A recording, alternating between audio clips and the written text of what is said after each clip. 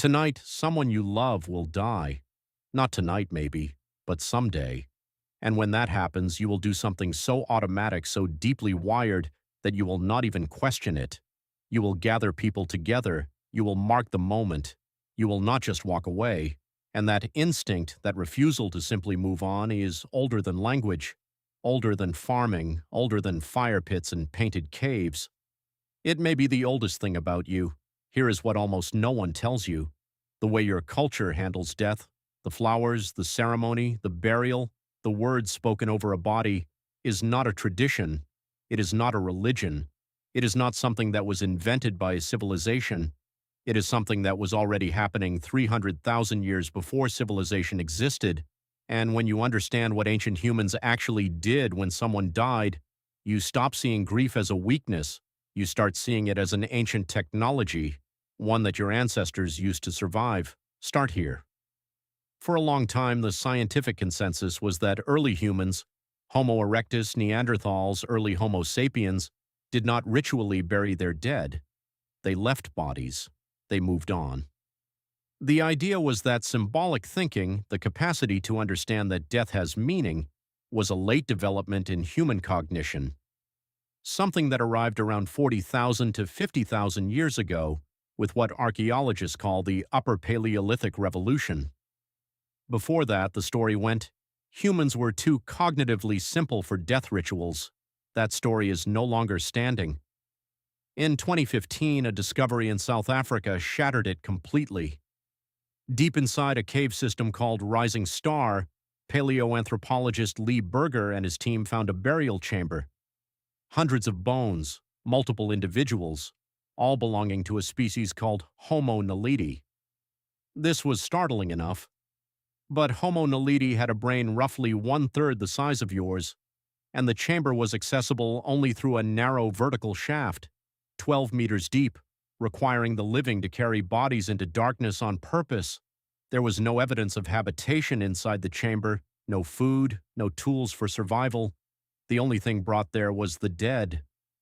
Berger's team published this finding in the journal eLife, and the scientific community has been arguing about it ever since. Because if Homo naledi deliberately placed their dead in an inaccessible underground space, then intentional mortuary behavior did not require a large brain. It required something else, something more fundamental. Your brain is running very old software. Go back further. To a cave in Iraq called Shanidar. In the 1950s and 1960s, anthropologist Ralph Selecki excavated a Neanderthal burial site there and found something that changed how scientists thought about our extinct cousins forever. Several Neanderthal skeletons, and around one of them, Shanidar 4 pollen clusters from flowers. Selecki proposed that Neanderthals buried their dead with bouquets, that they mourned, that they held something like ceremony. For decades, that interpretation held. It was contested later, with some researchers suggesting the pollen may have been deposited by burrowing rodents or natural drift. But then in 2023, a new analysis of Shanidar Z, a Neanderthal skeleton found in 2016 in the same cave, provided fresh evidence. The skeleton had been deliberately placed in a curated hollow. The positioning was intentional. Neanderthals, your evolutionary cousins who diverged from your lineage over 500,000 years ago, were doing something with their dead. Something that was not random, something that required them to stop, to act, to mark the moment. You come from a long line of people who refused to just walk away. But why? Why would early humans, in a world of constant danger, spend energy and time on a body that could no longer help them survive? This is where it gets strange, because the answer is not about the dead, it is about the living. Psychologist Thomas Attig spent decades studying what he calls the process of relearning the world after loss.